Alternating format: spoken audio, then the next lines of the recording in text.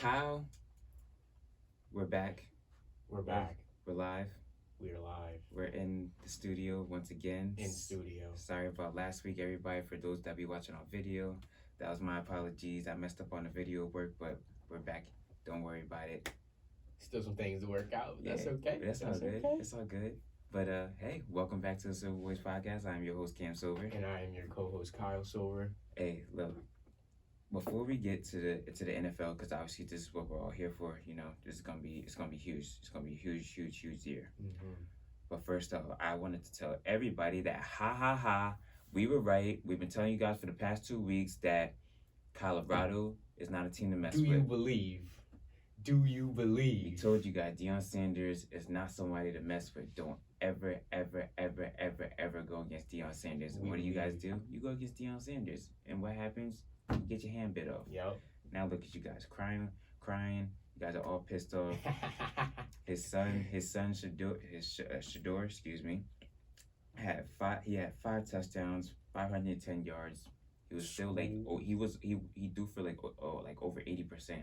Mm-hmm. And there were some drop passes too. Yeah. That could have easily gone for big gains. They could have had an extra 2 touchdowns. Yeah. Mm-hmm. I agree. Yep. So that man Shador, for it to be 80% passing, you could tell his pocket presence is spot on. It's amazing. He's so aware. Spot on. And our one of the reporters after the game, they asked him. They said, "What was the biggest difference between FSC and the FBS?" Mm-hmm. He said, nothing's really different. The skill guys are all the same. He said the only thing that's different is the line. Mm-hmm. He said the defensive guys get off the line faster. Mm-hmm. And that's what it looked like, honestly, to me too. Nothing's really changed, honestly. Not for him. He's been through this before. Exactly, and that's the thing. People try to sit there and make it seem like, oh, he's jumping from JUCO to D1. No, it was still D1. It was just a tier lower. Yes. But yeah, no, I just wanted to come on here and tell you guys, we were right. We've been saying it for the past 2 weeks that Deion Sanders is that guy, and lo and behold, he still is that guy. And there are a lot of people out there that are trying to say, oh, they're going to lose to Nebraska. Look, Nebraska played a sloppy game against Minnesota, so I don't know. Wasn't he, you barely saw anything sloppy in terms of that Colorado offense and defense. Mm-mm. Both of them firing on all cylinders. It was beautiful to watch. Yeah, that game in its entirety was beautiful to watch. That was a fun game for both sides. Yes. It wasn't just for Colorado. Yes. I even give my props out to TCU. Yeah. TCU came in and played a great game. They did. They wanted to win. You could tell. But Colorado wanted it more. Yeah. They just wanted it more. That's all it was. And I'm excited for what Colorado has at stake later. Let's keep going. Some other big games that we'll get into before we get to the NFL. I know. Nah. We gotta go do Clemson, bro. We gotta go do Clemson, just because that was something I was not expecting whatsoever. Okay, so I had in the midst of trying to gather information for college football, it's a lot more larger than the NFL. Okay, so there are obviously teams that you're gonna glance over. There are obviously teams that you look at, you're like, all right, whatever. Duke had a pretty good season last year. Mm-hmm. I think they were 9-3 if I'm not mistaken, 84 or 9-3 or one of those. So coming into this year, obviously they're expecting to do at least the same. Yes. Now, you couldn't have told me that they was gonna sit here and give Clemson that tail whooping. That tail whooping that they just gave them. Because they offensively they were hitting everything that they needed to hit. Yeah. The offensive line was superb, strong compared to you think about Clemson and you hear Clemson and that there's defensively they're supposed to be all that. Correct. And for them to not even basically apply no pressure to Duke and Riley Leonard, that was big. That was a big thing to see, because Riley Leonard and that Duke offense was moving that football. Yeah. Both running backs, Waters and Moore, both had touchdowns. They every time they got the ball, but when I was watching the highlights, every time they got the ball, it seemed like they were not going to be stopped. No, nothing. And then defensively too. I was very impressed defensively. Come on. They held them to 7 points. 7 points. Forced 2 turnovers in the red zone. A number 9 ranked team. Bro, 7 points. They went from number 9 to 25. Yeah, that's. Woo! Oh my goodness. Yo, this right here is a prime example of you have to adjust to the landscape. You have to adjust to your environment and everything that's happening around you if you want to stay above water. Yes. Nick Saban, Kirby Smart, the coach at LSU now. You guys know what I'm talking about. Yes. Brian Kelly. Brian Kelly. You guys, Lincoln Riley. You guys see all these top coaches. The reason why they have all these top programs is because they all adjusted. The transfer portal is something that you need. Yeah, at this point, you most definitely need that. It's something that you need. Literally, Colorado's whole team is based off of transfers. Colorado team is the essence of the transfer portal. Exactly. And then you got other teams like right. Even TCU, another one. They brought in a lot of guys after they lost guys to the NFL. Brought in a lot of guys to come in and replace those guys. That you need the transfer portal, and that's one thing that Dabo Swinney refuses to admit that yes, you need it. I don't care if you want to stay in the old school. You can stay in the old school as much as you want to. That's fine. You ain't gonna get no kids that are gonna want to come to that program anymore. Exactly. Though. The transfer portal is basically another form of like AAU, basically in like basketball. That's all it is. You know what I mean? I'm gonna go to this program because this program is just better off for me. I have an opportunity to play here, unlike the other program with. It, there might have been nothing wrong with that program. That program just the structure might have been might not have been right for you. You might have lost a starting job to somebody that might have been a little better than you. Yes, that's why you need transfer portal. If Clemson uses the transfer portal, they're a top 5 team easily, because they most definitely would have got kids to come just off of their name and Dabo alone. But the fact that Dabo doesn't even want to acknowledge almost the transfer portal, that you leave room for concern and room for some worry. Right. Because now you got kids thinking like, oh, like why does he even with the NIL deals and stuff now, oh, like why can't Dabo don't want me to get paid too though, but he can get all this money, he could play, like, you know what I'm saying? You can't do that. Yeah, you can't do that. It just doesn't look. It's not appealing. Not at all. Not appealing. Not at all. Great way to summarize it. Yes. But let's see another game. LSU and Florida State. Ooh. Yeah, that was a little bit of a shocker to me, bro. Just in terms of Florida State. I randomly bet on I just randomly bet on Florida State to win. I think it was either the money line or the spread. Next thing you know, I ended up getting money back. I was like, "Oh snap! I did not expect them to win by that much." Not at all. I thought LSU would most definitely put up more of a fight. Oh. For sure, like in the first half, that's what I was thinking. So like throughout the whole first half, I'm like, okay, we got a game. There's something that just happened in the second half. Oh, like it was like a flip of a coin. You got one team one half, and then you got a completely different team in the second half. Bro, like I've never seen it was just the way everything flipped out of nowhere. Like Florida State, they was moving the ball, but they started making, they had a lot of, I say like miscues. Some hiccups. Yeah, in the first half. But then after that, in the second half, once they found their footing, they were just like, all right, word. Once they found their footing, they kept running. They kept running. They didn't stop. Yeah, they didn't stop. No, that was great to see. Jordan Travis, man, he had himself a game. A total of 5 touchdowns, 4 TDs in the air, 3 of them to Keon Coleman. Yeah, that boy bad too. He's tough. Keon Coleman, that boy bad. He's making his case too. Yes. He's one of those receivers that's gonna make a case this year. I'm very excited to see what Florida State has to offer because everything. So remember when we did the predictions? What was that, last week or the week before? Yeah, week before. Remember when we did the predictions and we said Florida State, and I was like, yeah, like Florida State will meet Clemson and all that. So far, it looks like that's coming to fruition, but it looks like we'll see Florida State there, but I don't know if we'll see Clemson. I don't know if we're going to see Clemson. Most definitely, Florida State will have a say in it. We'll have some type of say, yes. But, oh, man, but LSU, Brian Kelly lied to us, everybody. Oh, man. Brian Kelly lied to us. All right, so, I think it was 2 or 3 days prior to the game, he said that we were going to beat the heck out of Florida State. And then could you have been more wrong? Then after that, he gets to the press, he gets to the post game conference, and he just goes, "We're not the team I thought we were." Yo, you know what though? It takes some guts to come back out and say that though. It does. It really does. It really does because I would have hit my face because there's no way in the world I'm gonna sit Yeah, there. but you can't say that first. You can't say that before the game, and then after the game, you take back your entire statement. After my team, literally, yo, it was sad to see because at the end of the game, like in that fourth quarter, bro, that last drive that Florida State was on, they literally started running through them. Like at the end of every play, shoulder down. I'm just gonna run through you. Yep. Even Jordan Travis did it. I'm like, bro, Yes. Jordan Travis just ran over somebody. Yes.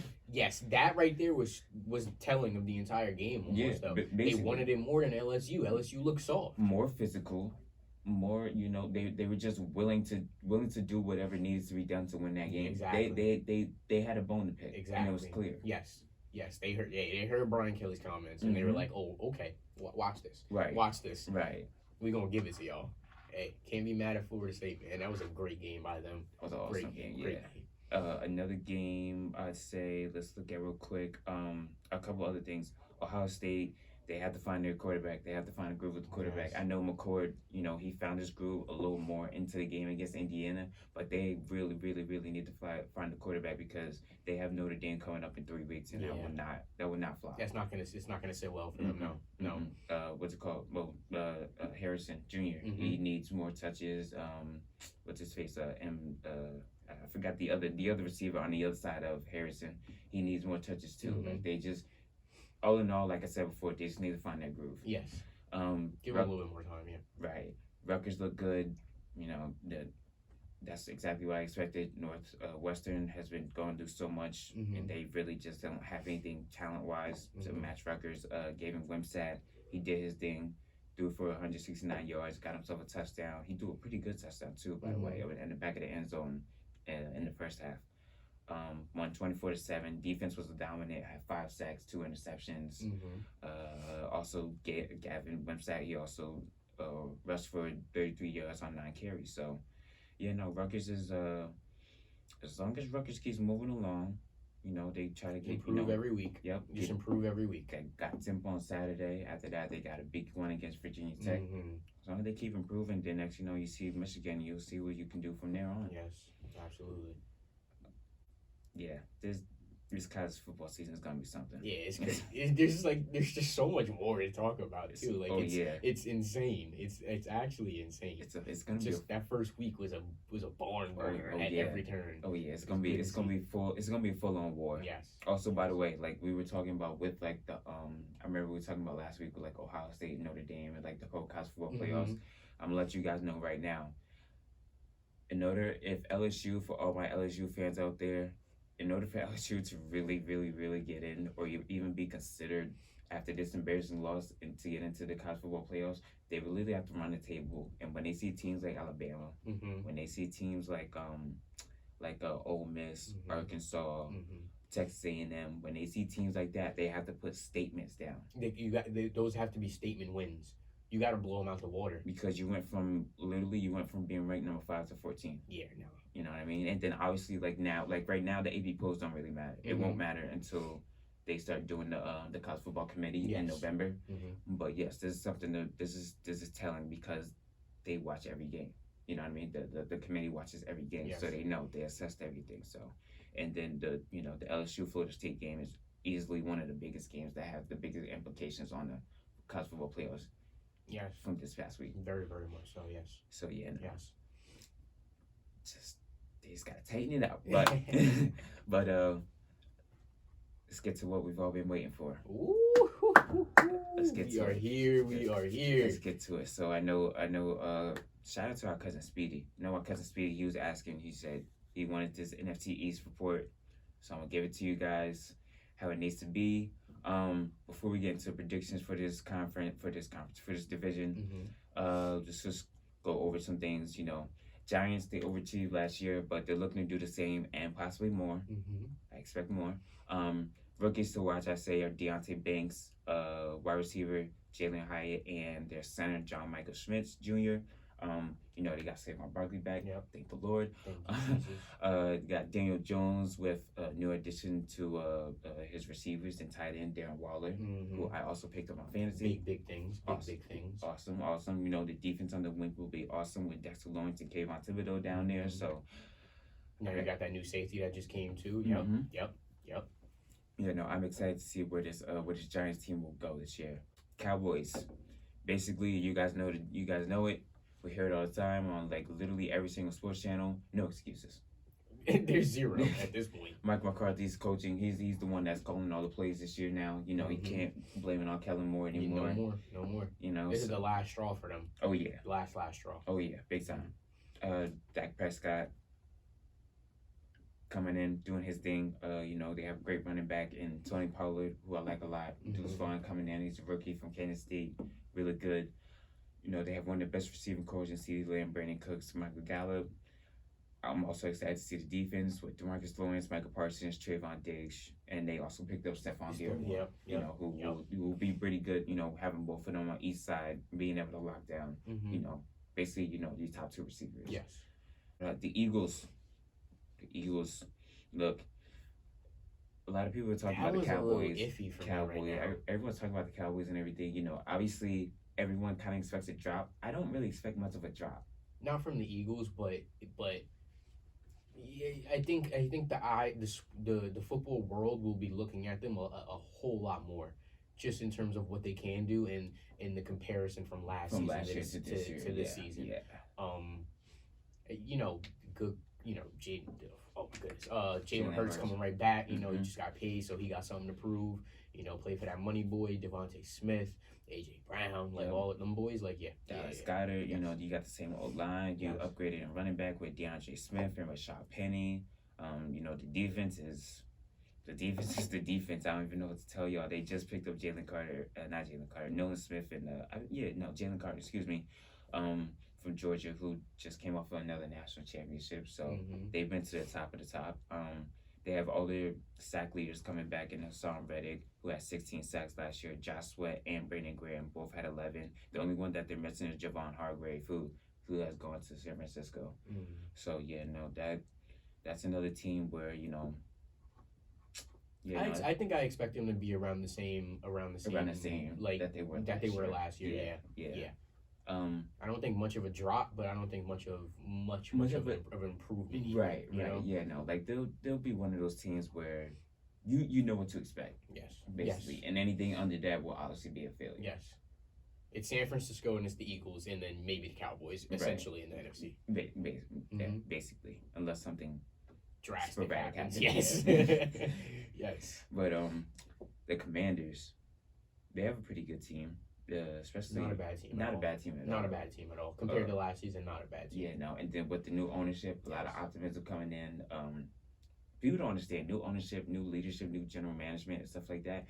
It brings a whole nother life to your franchise. There's a different I'm even starting to like kind of like believe a little bit. Oh, you know, really? See what they're putting together. I actually like the young team. You know, Sam Howell. Sam Howell from North Carolina. Got Brian Robinson Jr. in the backfield. You got receivers Curtis Samuel, Jahan Dotson, Scary Terry is what I call him because he's just so fast. You got you got a pretty good tight end and Logan Thomas. So you got a pretty young squad out there on offense, you know, that will have its hiccups, but overall they'll be really good. They'll definitely be a team to watch out for in that NFC East division. Right. Yeah, I agree.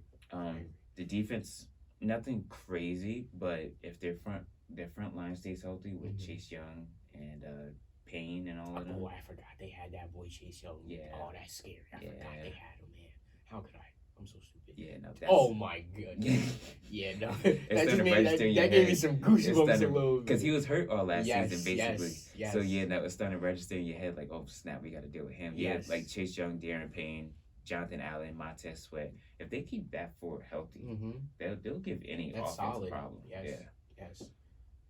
A lot of people look at the Commanders and they think that's going to be a gimme game, but they're gonna have some fight in them. Oh yeah. They'll have some fight. Yeah, they'll be one of those teams where they're like 6-10. Yeah. But they're one of those teams where that won't be easy. It's not going to be easy. Yeah, they won't go through an easy 6-10 if that actually happens. They'll be like real one score games if anything. That's what I can see. Yeah.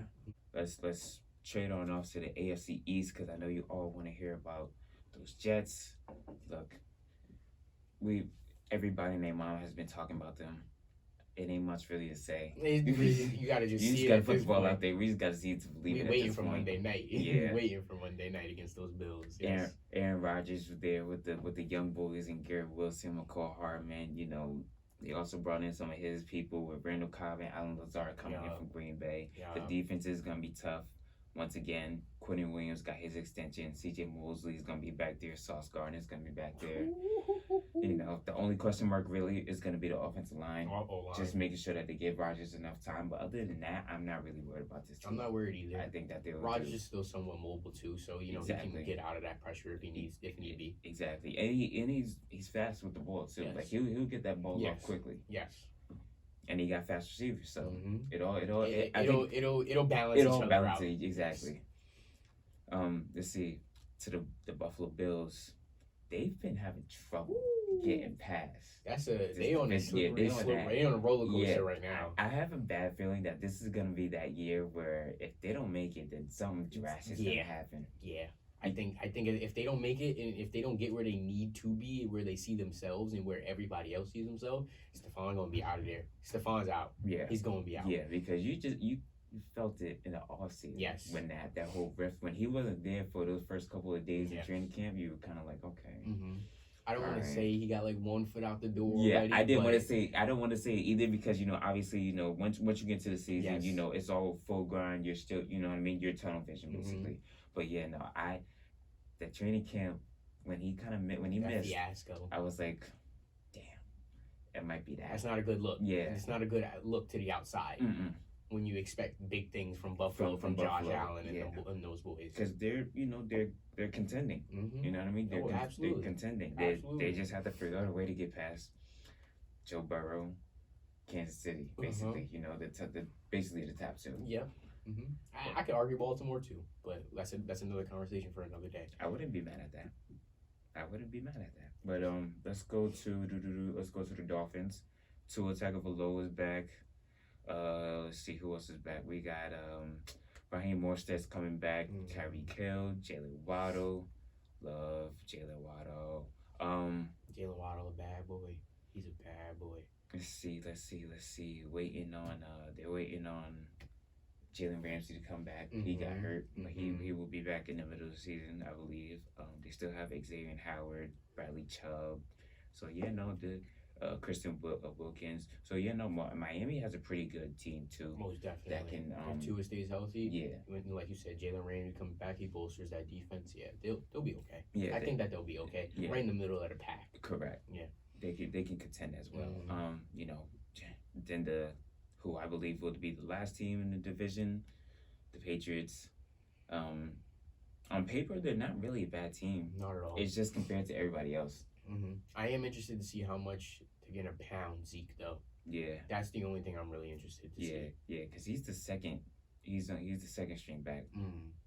Stevenson is the first one. So it will be very interesting. I just want to see what kind of offense they're gonna run after their whole thing last year, trying to get Matt Patricia and what's his face, Joe Judge back. Trying to run. We had that conversation. Yeah,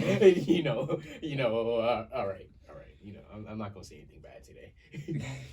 Look, man, you can't run an offense off of two guys that just had 2 failed stints as head coaches. One was the defensive coordinator, and the other one was your former special teams coordinator. There's no way in the world that you're gonna have to run an offense and then convince me that this is gonna be a smart idea. No, I don't care who you are. No. Even if you are Bill Belichick, the genius. So, no. All right, Kyle. Who makes it out of the NFC East? Or at least who will be number 1? Philly.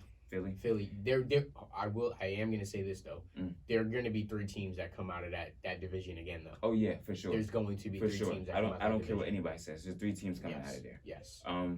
Let's go to the NFC North. We got the Bears, Lions, Packers, Vikings. Who you got? Bears, Lions, Packers, Vikings. It really comes down between the Packers and the Vikings, and that really comes down to the quarterbacks of Kirk Cousins versus Jordan Love, and seeing how Jordan Love progresses and how he goes through the season. I think they got a real good opportunity. I'm gonna go Vikings. Vikings? I'm gonna go Vikings actually. Vikings. Yes.